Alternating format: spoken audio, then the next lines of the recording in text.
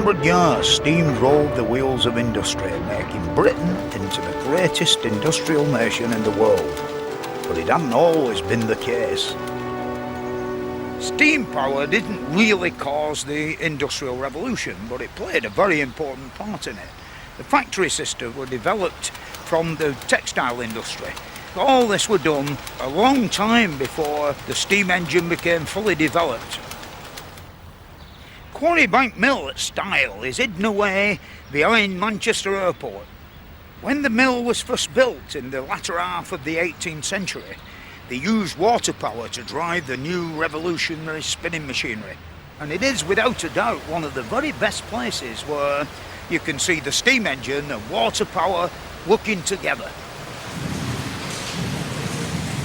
The original water wheel was designed and built by Sir William Fairbairn of Manchester, who were very famous for his what they call suspension water wheels, which of course I rather think comes from the fact that they put the first segment in the bottom of the water wheel pit and anchor it to the spokes and it'd be suspended. Move it round one and put another in, move it round one and put another in, and eventually it'd end up round. When this water wheel was first installed, steam engines were quite well developed, but they were a bit unreliable.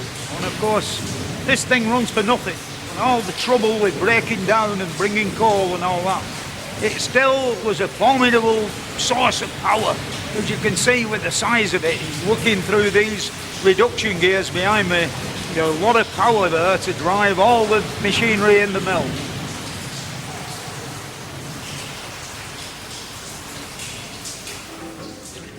Even today, the weaving shed takes its power from the water wheel, and this is part of the transmission, this great vertical shaft that comes up through 3 floors up to this level where the weaving shed is.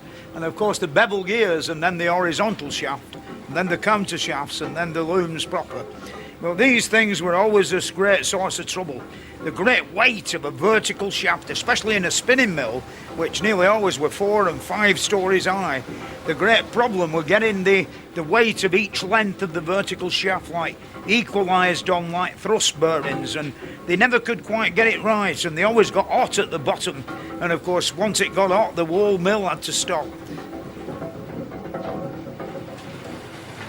Basically the transmission from the water wheel comes up the shaft, up the vertical shaft. Then of course it's transmitted into these long ones which are called line shafts. In reality these are not very long, you know, I mean some of them in the olden days when the torque started at one end, the other end didn't move for a bit till it actually twisted the shaft. There was such great weight on them. And of course they started off at the driven end quite thick, and by the time they'd gone the full length of the weaving shed, they kept stepping down a bit in diameter, you know, because of the twisting action. It became quite an art setting up line shafts. These things are called looms, they're spinning cloth with. The noise levels are terrific. Can you imagine what it must have been like in a room with 1,500 of these things all going at the same time for 16 hours a day?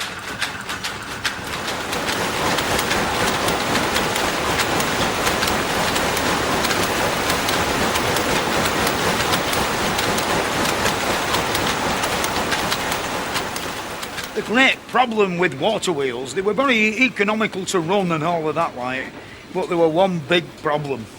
In times of drought, the work stopped and everybody had to go home.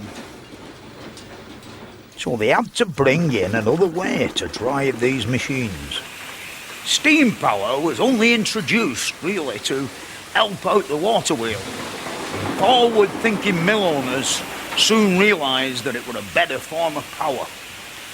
In 1810, Samuel Gregg, the mill owner, installed a beam engine, not to be the main source of power, but just to help out the water wheel in times of drought.